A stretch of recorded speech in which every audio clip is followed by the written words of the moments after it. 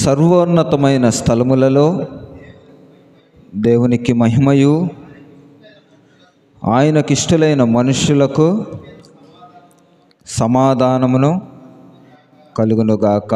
Amen. ఎవరికి ఇష్టమైన మనుషులంట? దేవునికి ఇష్టమైన మనుషులు. సర్వోన్నతమైన స్థలములలో. సర్వోన్నతం అంటే ఎవరికి ఇంకా ఆయన కంటే ఎక్కువ, లేకపోతే ఆయన కంటే ఎత్తుగా, ఆయన కంటే పైగా ఎవరు లేరని అర్థం. సర్వోన్నతమైన స్థలములలో. ఉన్నతమైన స్థలములలో చాలామంది ఉన్నారు భూప్రపంచం మీద. ఒక మెట్టు ఒక మెట్టు ఒక మెట్టు ఏ కొలమానాల్లో చూపిస్తామో ఆ యొక్క కొలమానాల్లో చూపించగలుగుతాం. సర్వోన్నతమైన స్థలములను అంటే ఆయన కంటే మించిన వాడు ఇంకెవరూ లేరని అర్థం. ఈ భూప్రపంచం మీద నేను మా అమ్మకు నచ్చితే నాన్నకు నచ్చను, నాన్నకు నచ్చితే అమ్మకు నచ్చం, ఇలాగ ప్రేమించే వాళ్ళు ఉన్నారు. కానీ దేవుడు ఏమంటున్నాడంటే ఆయనకిష్టులైన ప్రజలకు అంటున్నాడు. ఆయనకిష్టులైన ప్రజలు ఎవరు? ఆయనకిష్టులైన మనుషులు ఎవరు అంటే కొంతమందిని ఆయన ప్రేమించడని అర్థమా, లేకపోతే కొంతమందిని ఇష్టపడ్డాని అర్థమా? అంటే ఆయన అందరిని ఇష్టపడతాడు. కానీ ఆయనకిష్టులైన ప్రజలు కొంతమంది దేవుడు ఏర్పాటు చేసుకున్నారు. వాళ్ళు ఎవరయ్యానంటే నిజమైన భక్తి చేస్తూ, నిజమైన ఆ యొక్క దర్శనం కలిగి, ఆ యొక్క పశ్చాత్తాప హృదయం కలిగి ఆయనతో ఎవరు మమేకమై జీవిస్తూ ఉంటారో ఆయనే ఇష్టమైన ప్రజలు. ఇంకొక విధంగా చెప్పుకోవాలంటే యేసు రక్తం ద్వారా కడగబడి పాప క్షమాపణ పొంది ఆయనతో అంటుకట్టుబడి జీవిస్తూ ఉన్నవారే ఆయనకి ఇష్టమైన ప్రజలు. అయితే ఆయన ఏమంటున్నాడనంటే సర్వోన్నతమైన స్థలములలో దేవునికి మహిమయు, ఆయనకిష్టమైన మనుషులకు భూమి మీద ఏం కలుగుతుందంట? సమాధానం కలుగును గాక. సమాధానం కలుగును గాక అని ఎందుకు అన్నాడంటే సమాధానం లేదు. ఆయనకి ఇష్టమైన ప్రజలకు కూడా సమాధానం ఎలా ఉంటున్నారంటే, సమాధానం కోల్పోయిన వారు ఎలా ఉంటారనంటే ప్రతి విషయానికి కోపడతారు, ప్రతి చిన్న విషయానికి కోపడతారు. ఎందుకు సమాధానం ఉండదంటే తల్లికి తండ్రికి సమాధానం ఉండదు, భార్యకి భర్తకి సమాధానం ఉండదు, బిడ్డలకి తల్లిదండ్రులకి ఐక్యత ఉండదు. ఇలా ఐక్యత లేని వారు పరలోక రాజ్యం పోతారా? సమాధానం ఇక్కడే సమాధానం లేని వాళ్ళు పరలోక రాజ్యం వెళ్తామా? నా సబ్జెక్ట్ ఏంటంటే సమాధానం కలిగిన వారు బల్లకి యోగ్యులని నా సబ్జెక్టు. కొంతమంది దైవ సేవకుల మీద అలుగుతారు, కొంతమంది విశ్వాసుల మీద దైవ సేవకులు అలుగుతారు. కొంతమంది ఎలా ఉంటారంటే ఆ సంఘానికి వెళ్తే ఈ సంఘస్థులతో మాట్లాడరు, ఈ సంఘానికి పోతే ఈ సంఘస్థులతో మాట్లాడరు. ఈ సంఘస్థుల్లో ఎవరన్నా ఏదన్నా వాక్యం చెప్తే ఇదే వాక్యం రేపొద్దున వేరే పాస్టర్ గారు చెప్తే కాపీ కొట్టాడని అంటారు. నేను అంటాను, ఎవరేది చేసినా ఎత్తబడేది ఏ సంఘం? ఒక్కటే సంఘం. ఆ సంఘంలో మనం అందరం చేర్చబడాలంటే మనకేం ఉండాలి? సమాధానం ఉండాలి. సమాధానం లేకపోతే పరలోక రాజ్యం చారమని దేవుడు చెప్తా ఉన్నాడు కదా. ఇలాంటి సమాధానం మనకు లేనప్పుడు దేవునికి ఇష్టమైన ప్రజలు మనం ఎలా అవుతాం? దేవునికి ఇష్టమైన ప్రజలుగా మనం ఎలా పిలువబడతాం? కొంతమంది అంటారు చిన్నోడు అంటే చాలా ఇష్టం అయ్యా అంటారు. బైబిల్ గ్రంథంలో కూడా యోసేపు చాలా ఇష్టం. ఎవరికి? యాకోబు గారికి. చాలా సంవత్సరాలు బాధపడ్డాడు. ఎలా బాధపడ్డాడంటే ఏడి నా కొడుకేడి, నా చిన్నోడేడి, వాళ్ళు లేకపోతే నాకు తినబుద్ధి కావట్లేదు, నిద్ర పట్టట్లేదు. ఇలాగా యోసేపు యాకోబులప్పుడు ఇస్సాకు గారు ఏం చేశాడు? ఇస్సాకు యాకోబులప్పుడు యాకోబు గారిని వాళ్ళ తల్లి ఏం చేసింది? చాలా ప్రేమించి తన తమ్ముడింటికి పంపించింది, తన అన్నింటికి పంపించి నువ్వు అక్కడ ఉండయా, మామ దగ్గర ఉండు, మామ నిన్ను ఏం చేస్తాడు చూసుకుంటాడు అని చెప్పి పంపిస్తే ఎవరిని ఎలా ప్రేమించాలో కూడా ఇంచుమించు ఇలాగా వీడు 30%, వీడు 40% అని ఇలా ప్రేమిస్తూ ఉన్నారు. అయితే దేవుడు అలా ప్రేమించట్లా. తనకిష్టమైన ప్రజలని ఎవరిని అన్నాడనంటే కొంతమంది ఎలా ఉన్నారంటే సమాధానం లేనివారిగా.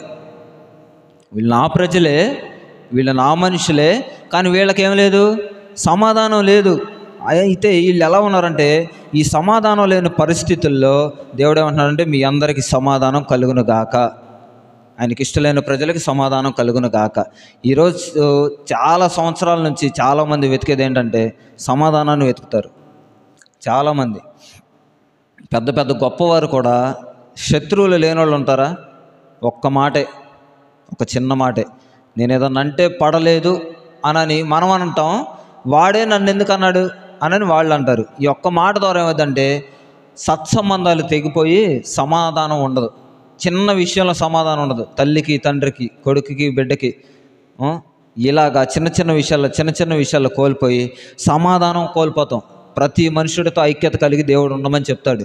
ప్రతి మనిషితో సమాధానం కలిగి దేవుడు ఉండమని చెప్తాడు. ప్రభు బలకి యోగ్యులుగా మనం మార్చబడకపోతే, సమాధానం అనేది లేకపోతే దేవుని యొక్క పరలోక రాజ్యంలో కూడా మనం చేర్చబడలేం. ఒక మాట ఎలా ఉండిద్దనంటే, ప్రార్థన చేస్తూ ఉంటే ఈ విధంగా దేవుడు చెప్తూ ఉంటాడు, ముందు నీ సహోదరునితో నువ్వు సమాధానపడు, ఆ తర్వాత వచ్చి నువ్వు బలర్పించు. ఎందుకు బలి దేవుడు అంగీకరించకూడదా అంటే, సమాధానం లేని పని దేవునికి ఇష్టమైంది కాదు. నేనంటాను ప్రార్థన కూడా అంతే.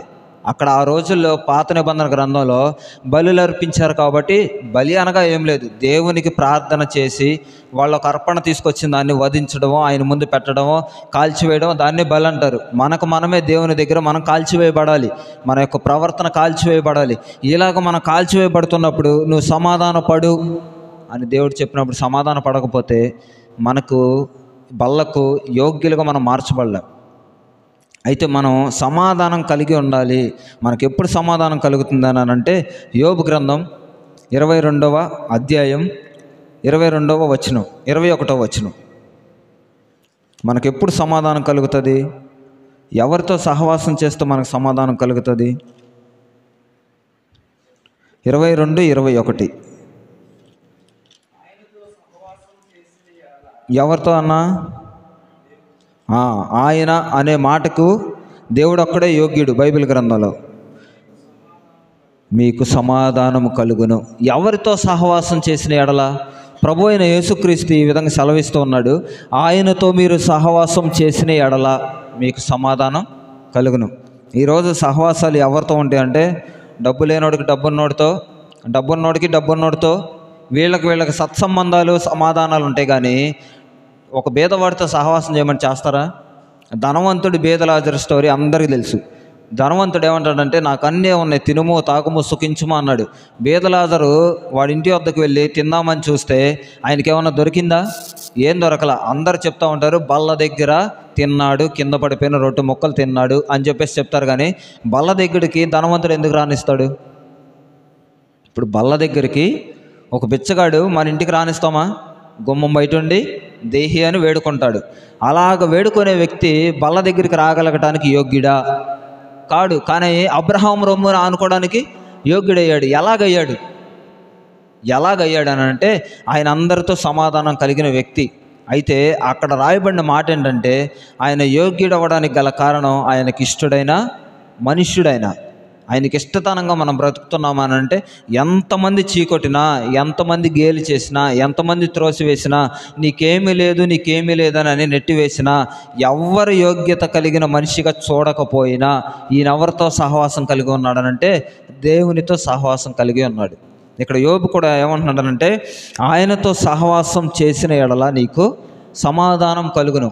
యోబు కూడా చాలా ఉన్నాయి, ఆస్తి ఉంది, సిరి సంపదలు ఉన్నాయి, ధాన్యాలు ఉన్నారు, దాసీలు ఉన్నారు, పనివారు ఉన్నారు. ఈయనేం చేసేవాడు తెలుసా? ఈ మొదటి జామును లేచి తన పిల్లల కొరకు ధూపము వేసెను. నా పిల్లల కళ్ళలో ఏమైనా పాపం చేశారేమోనని ప్రార్థన చేశాడు. ఇలా ప్రార్థన చేసే వ్యక్తికి అన్నీ ఉన్నాయి, సిరి సంపదలు ఉన్న వ్యక్తి లేచి ప్రార్థన చేయాల్సిన అవసరం ఏమైనా ఉందా? ఏమి లేదు. మనం ఏం చేస్తామంటే, రేపు ఉదయాన్నే పనికి వెళ్ళాలంటే 5 గంటలకు అమ్మ పని అంటే మనం ఏం చేస్తాం? 3ంటికి లేచి కావాల్సినవన్నీ సమకూర్చుకొని అప్పటికప్పుడు మనం బయలుదేరి వెళ్తాం. దేనికి? పోషణ కోసం. అలా చేసుకునే మనం దేవునితో సహవాసం చేయడానికి మాత్రం 2 దినాలు లేస్తే 3వ దినం లేవలేకపోతున్నాం. ఒకవేళ లేచిన సహవాసం ఎంతసేపు అంటే, చలి పుడితే సహవాసం తగ్గుతుంది, ఎండ ఎక్కువైతే సహవాసం తగ్గుతుంది. అవును, నిజం. చలి పుడితే ఎండ ఎక్కువైనా, పని ఎక్కువైనా, ఒంట్లో నీరసం ఎక్కువైనా సహవాసం తగ్గిపోతుంది. దేవుడు ఏమంటాడంటే, నాతో గంటల కొద్ది గడపని దేవుడు అన్నాడు. కానీ నువ్వు చేస్తున్న సహవాసంలో ఆయనతో ఎలా ఉండాలంటే అంటు కట్టుబడి ఉండాలి. మనం మాట్లాడుతూ ఉంటాం, మనకి ఏదైనా అవసరం అయితే నాన్నని ఎంత స్వతంత్రంగా అడుగుతామంటే, నాన్న నాకు ఇది కావాలి, లేకపోతే ఈరోజు నేను ఫీజు కట్టాలి, ఈరోజు నేను ఈ బుక్స్ తీసుకోవాలి అని ఎంత సహవాసం కడతామంటే, నాకు ఇది కావాలి అన్న స్వతంత్రంలో దేవునితో సహవాసం కూడా అలా ఉండాలి. ఈ తప్పు చేస్తున్నామంటే పరిశుద్ధాత్మ దేవుడు ఏం చేస్తాడంటే ఇది తప్పు అని నీకు గ్రహింపు తీసుకొస్తాడు. కానీ దాన్ని ధిక్కరించి ముందుకు ఎప్పుడైతే అడిగేస్తామో దేవునితో సహవాసం సంబంధం తెగిపోతుంది. ఇక్కడే సమాధానం కోల్పోతుంది. మనుషులతో సమాధానం మనకు ఎలాగో ఉండట్లా, దేవునితో సమాధానం కూడా ఉండట్లా. ఇలాంటి సన్నివేశాలు బైబిల్ గ్రంథంలో చాలా ఉన్నాయి.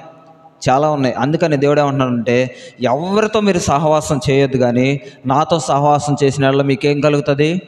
సమాధానం కలుగుతుంది. నేనేమంటానంటే ధనవంతుడు బేదలాజరు కూడా చాలా ముఖ్యమైన వాళ్ళే బైబిల్ గ్రంథంలో. ధనవంతుడినే హైలైట్ చేసి చూపించలా, బేదలాజర్నే హైలైట్ చేసి చూపించలా. రేపటి తరానికి మీరు ఎలా ఉండాలో చూపించాడు దేవుడు. ప్రతీది మాదిరి. పాపం చేసిన వాళ్ళని దేవుడు ఏమన్నా విడిచిపెట్టలా. సొలొమోను అంతటి జ్ఞానవంతుడు. సొలొమోను ఆయన కూర్చున్న సింహాసనం కూడా ఏనుగు దంతములతో చేయబడినవి. ఆయన కూర్చున్న సింహాసనం బంగారంతో పొదిగించబడింది. అలాంటి సింహాసనం, అలాంటి తెలివి కలిగిన వాడు ఒక ఇరువైపులా గొడవ వస్తే దాన్ని ఎలాగ పరిష్కరించాలో దేవుని దగ్గర అడిగి పొందుకునేవాడు. అలాంటి వాడు ఏమైపోయాడంటే చివరాఖరికి అన్య దేవతల వైపు త్రిప్పివేయబడింది మనసు. దేవుడు అంటే తెలీదా? దేవుని యొక్క భాగ్యం తెలీదా? ఆయన ఇంతకుముందు ఎలా ఉన్నాడు, తర్వాత ఏం పొందుకున్నాడు, ఏం సంపాదించుకున్న ఆయన పేరు ప్రఖ్యాతి ఎక్కడి వరకు వ్యాపించింది అన్నీ తెలిసిన వ్యక్తే. కానీ ఏం చేశాడు? చివరాఖరికి దేవుని తెలుసుకున్న వ్యక్తి అన్య దేవతల వైపు త్రిప్పివేయబడ్డాడు.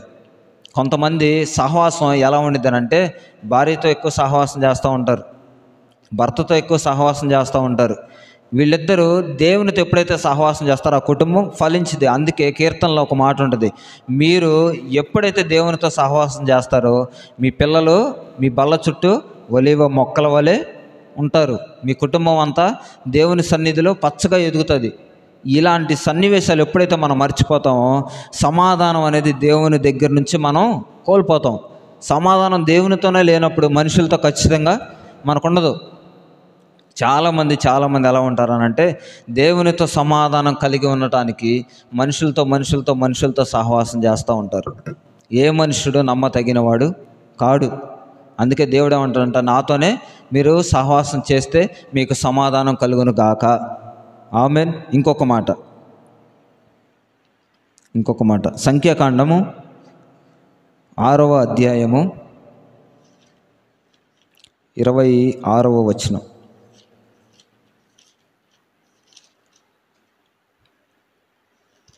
Page number 115. యెహోవా నీ మీద తన సన్నిధి కాంతి ఉదయింపచేసి మీకు సమాధానం కలుగుచేయును గాక. ఆమేన్. ఆయన ఏం చేస్తాడనంటే యెహోవా తన సన్నిధి కాంతి మీ మీద ఉదయింపచేసి, ఇప్పటివరకు ఏ కాంతి ఉంది? ట్యూబ్లైట్ కాంతి ఉంది. వెలుతురు పగలైతే సూర్యుని కాంతి, కరెంటు పోతే చంద్రుని కాంతి, మనకుంటే టార్చ్ లైట్ల కాంతి. ఈ కాంతి మనకు సమాధానం కలుగజేయదంట. కొంతమంది ఎలా ఫీల్ అవుతారనంటే మా అన్నయ్యే మాకు తోడు, మా తండ్రే మాకు తోడు, మా యొక్క బంధుమిత్రులే మాకు తోడు, వాళ్ళు నాతో ఉంటే నేను ఎక్కడికైనా వెళ్ళిపోతాను, ఏదైనా జయించేస్తానని అంటారు. వాళ్ళు ఎంతవరకు ఉండగలుగుతారు? వాళ్ళు ఎంతవరకు మనతో ఉండగలుగుతారు? ఎంతవరకు సమాధానం మనకు ఇవ్వగలుగుతారు అని అంటే కొంతసేపే. వాళ్ళు ఉన్నంతసేపు సమాధానం. మనసులో ఉన్న వేదనకు బహిర్గతంగా బయట జరిగేది ఏది మనకు సమాధానాన్ని దయచేయలేదు. అందుకే దేవుడు ఏమంటున్నాడంటే నా ముఖ కాంతిలో నుంచి మీకు సన్నిధిని ప్రకాశింపచేస్తాను, ఉదయింపచేస్తాను అన్నాడు అని అంటే దేవుడు ఆయన సన్నిధిలో మనం ఎలా ఉండాలంటే షడ్రక్ మెషక్ అబేద్నెగోలు ఎలా ఉన్నారనంటే మేము ఏ ప్రతిమకు మొక్కము. ఎందుకు? మన దేవుడు ఎవరు? మన దేవుడు మనకు తెలీదా? మన దేవుడు మనకు వినపడడా? మన దేవుడు మనకు కనపడడా? అంటే వాళ్ళు మాట్లాడే మాట ఏంటనంటే దేవుణ్ణి వాళ్ళు ముఖాముఖిగా చూసిన వాళ్ళు కావచ్చు, దేవునితో వాళ్ళు సంభాషించిన వాళ్ళు కావచ్చు. నేను అనేది నేను సన్నిధి గురించి మాట్లాడుతున్నాను కాబట్టి మీరు లోకానుసారంగా తీసుకోవద్దు. ఇలా చూశాడంటే ఈ నేత్రాలు కాదు, మనోనేత్రముల ద్వారా దేవునితో వాళ్ళు మాట్లాడారు, దేవుని వాళ్ళు చూసుంటారు. కాబట్టి వాళ్ళు ఏమంటున్నారంటే మేము ఏ ప్రతిమకు మొక్కం. చంపేసుకోండి, అగ్నిగుండంలో పడేసేంటారా అంటే పడేశారు. పడేసిన తర్వాత ఏమైంది? వీళ్ళతో పాటు ఇంకొక వ్యక్తి తిరగడం ఎవరు చూశారంట? నెబుకద్నెజరైన రాజు చూశాడు. ఎవరికన్నా కనిపించాడంటే ఎవరికి కనపడలా. ఎరా మనతో పాటు మెషకు ఏసై తిరుగుతున్నాడా, పరిశుద్ధాత్మ దేవుడు వచ్చాడనంటే ఏమోనన్నయ్య మాకేం తెలుసు అని అన్నారు. వాళ్ళు ఏమైనా మాట్లాడుకున్నారా? ఈ యొక్క సన్నిధి కాంతి వీళ్ళ మీద ప్రకాశించడం ఎవరు చూశారంట? రాజు చూశాడు. మనం కూడా సర్వలోక నివాసులతో సమాధానంగా ఉండాలి అని అంటే ఆయన యొక్క సన్నిధి కాంతి మన మీద ప్రకాశించాలి. రాజు తినే ఆహారం అన్నీ పెట్టండి అన్నారు. వీళ్ళు ఏమన్నా తిన్నారా? అన్నపానములు భుజించారా? వాళ్ళు ఏమైతే తిన్నారో, వాళ్ళు ఏదైతే తిన్నారో వాళ్ళ యొక్క ఆహార పద్ధతులు అన్నీ సపరేట్గా ఉన్నాయి. మాంసం ఏమంటారా, ద్రాక్షరసం ఏమంటారా, వాళ్ళకి కావాల్సినంత పెట్టండి అని అంటే వీళ్ళు ఏమైనా తిన్నారా? భుజించలా. కానీ వీళ్ళ ముఖాలు ఎలా ఉన్నాయి? ప్రకాశమానంగా ఉన్నాయి. దేవుడు కూడా ఏం చేస్తాడంటే మనకు సమాధానం కలుగు చేయడానికి ఆయన యొక్క సన్నిధి ముఖ కాంతి మన మీద ప్రకాశింపచేస్తాడు, ఉదయింపచేస్తాడు. అది మన మీద ఉదయింప చేసినప్పుడు మనకేం కలుగుతుంది? ఏం కలుగుతుంది?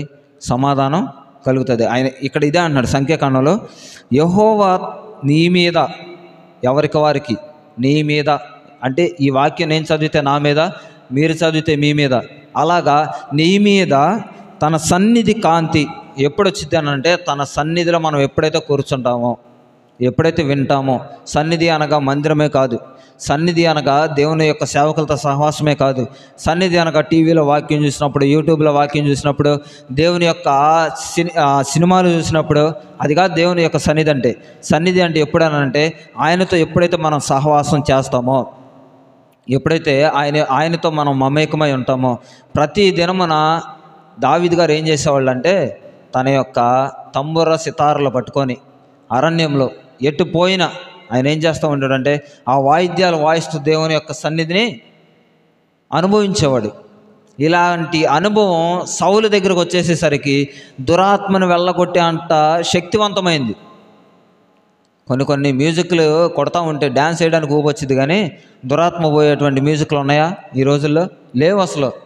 ఆత్మీయంగా ఒక పాట వింటే దురాత్మ పోవాలి, ఆత్మీయంగా ఒక ప్రార్థన చేస్తే దురాత్మ పోవాలి. ఇలాంటి సన్నివేశాల్లో మనుషులు ఉంటున్నారంటే లేరు. ఏదన్నా విన్నాము అని అంటే సమాధానం కావాల్సింది పోయి, సమాధానం తెచ్చుకోవాల్సింది పోయి, ఉన్న ప్రశాంతతను సమాధానాన్ని కోల్పోయి ఈ రోజున బ్రతికేటువంటి దినాలు ఇవి. అయితే దేవుడు ఏమంటున్నాడంటే మీరు ఎటువంటి బాధపడాల్సిన అవసరం లేదు. మీరు నాతో ఎప్పుడైతే సహవాసం చేస్తారో నేను మీ మీద నా సన్నిధి కాంతిని ఉదయింపచేసి మీకు సమాధానం కలుగ చేస్తాను. 3వ మాట కీర్తనల గ్రంథము 29:11. ఆయనతో మనకు సహవాసం కలిగితే సమాధానం కలుగుతుంది. 2వ మాట సన్నిధి కాంతి ఉదయింపచేసినప్పుడు దేవుడు మనకు సమాధానాన్ని అనుగ్రహిస్తా అన్నాడు. 3వ మాట 29వ వచనం 11వ వచనం 29వ అధ్యాయం 11వ వచనం 465. యెహోవా తన ప్రజలకు అంటే బలం లేదా మనకే? బలమును అనుగ్రహించును. యెహోవా తన ప్రజలకు సమాధానము కలుగజేసి వారిని ఆశీర్వదించెను.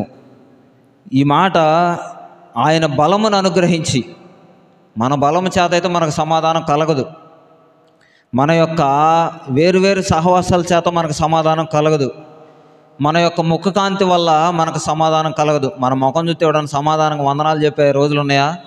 అన్నయ్య బాగున్నాం అనే రోజులు ఉన్నాయా? నీకొంత డబ్బు ఉంటే హాయ్ అన్నయ్య అంటున్నారు, నీకంత పేరు ప్రఖ్యాతులు ఉంటే హాయ్ అన్నయ్య అంటారు. వీడికి ఏమీ లేదని చెప్పి వెనకాల మాట్లాడుకునే వాళ్ళు చాలామంది ఉంటారు. అయితే దేవుడు అంటున్నాడు నీకు నేను బలాన్ని అనుగ్రహించి నా బలము చేత నీకు సమాధానాన్ని ఇస్తాను. సమాధానాన్ని ఇస్తాను అని అంటే మన కుటుంబంలో మనకు సమాధానం ఉన్నట్లా. కొంతమంది నేను ఈ పని చేస్తానంటే వద్దు నాన్న ఈ పని చేద్దామని పెద్దోళ్ళు అంటే వీళ్ళకి మధ్య సఖ్యత లేనప్పుడు దేవుడు ఏం చేస్తాను అంటున్నాడంటే నువ్వు నాతో సహవాసం చేసావు నాన్న కాబట్టి నేను నీకు సమాధానాన్ని ఇస్తాను. నా సన్నిధి కాంతి నీ ముఖకాంతిలో నేను ఉదయింప చేస్తాను కాబట్టి నీకు సమాధానాన్ని ఇస్తాను. ఇవి రెండు ఉన్నా నా యొక్క బలం లేకపోతే తొట్టిల్లిపోతావు. ఎలాగానంటే ప్రభు ఇస్తానన్నాడు, ప్రభు చేస్తానన్నాడు, సహవాసాన్ని ఒకవేళ నువ్వు విడిచిపెట్టినా, ఆయన ముఖకాంతిలో ఆయన సన్నిధిలో నువ్వు నిలబడకపోయినా కొంత బలాన్ని దేవుడు ఇస్తాడు. అది ఎలాంటి బలం అంటే ఆత్మీయమైన బలం. అలాంటి బలం చేత మనం ముందుకు వెళ్ళినప్పుడైతే దేవుడు మనకు ఏమిస్తాను అంటున్నాడంటే సమాధానాన్ని అనుగ్రహిస్తూ ఉన్నాడు. ఈరోజు చాలామంది బలము అనంటే డబ్బు, ధనము బైబిల్ గ్రంథంలో ఉంటుంది, ధనాపేక్ష అన్ని కీడులకు మూలం అంటాను. ఎప్పుడైతే దేవునితో మనం సహవాసం చేస్తామో, ఎప్పుడైతే దేవుని సన్నిధి ఆ యొక్క మన ముఖకాంతిలో ఉదయింప చేస్తాడో, అప్పుడు ఆయన బలాన్ని మనం పొందుకొని ప్రతి ఒక్కరితో సమాధానం కలిగి ఉంటాం. అందుకే ఆయన అంటున్నాడు కదా లోకాసు వార్తలో, ఆయనకి ఇష్టలైన ప్రజలకు దేవుని యొక్క సమాధానం కలుగుతుంది. ఆయనకి ఇష్టలైన ప్రజలుగా మనం ఉండాలంటే మొదటిగా దేవునితో మనం సహవాసం చేసేవారుగా ఉండాలి. ఖచ్చితంగా ఈ ప్రజలతో సహవాసం చేసినా చేయకపోయినా దేవునితో మనం సహవాసం చేయాలి. దావీదు అలాగే సహవాసం చేశాడు, లాజరు అలాగే సహవాసం చేశాడు. యాకోబు కూడా నువ్వు ఆశీర్వదించే వరకు నేను నిన్ను విడిచిపెట్టనని ఆ రాత్రి అంతా సహవాసం చేశాడు. ఇలాంటి భక్తులు సహవాసం చేసింది ఆ యొక్క దేవుని సన్నిధిలో సమాధానాన్ని పొందుకున్నారు. యోసేపు కూడా గుంటలో పడవేయబడిన వాడు బయటకు వచ్చిన మిద్యానీయుల చేతులకు అప్పగించబడిన ఆయన ఎవరు తల్లిదండ్రులు లేకపోయినా బంధుమిత్రులు లేకపోయినా ఆయన దేవునితోనే సహవాసం చేశాడు. ఏలియా కూడా సహవాసం ఎలా చేశాడనంటే, నేను ఎవరి సన్నిధిలో నిలబడి ఉన్నానో తెలుసా అంటే ఆయన దేవునితో బలము కలిగి దేవునితో సహవాసం కలిగిన వ్యక్తి ఇలాగ మాట్లాడతాడు. మనం కూడా ఇలాంటి భక్తుల వల్లే, పితరుల వల్లే మనం దేవుని సన్నిధిలో సహవాసం చేస్తే ఆయన కూడా మనకు సమాధానాన్ని దయచేయునుగాక. ఆమేన్.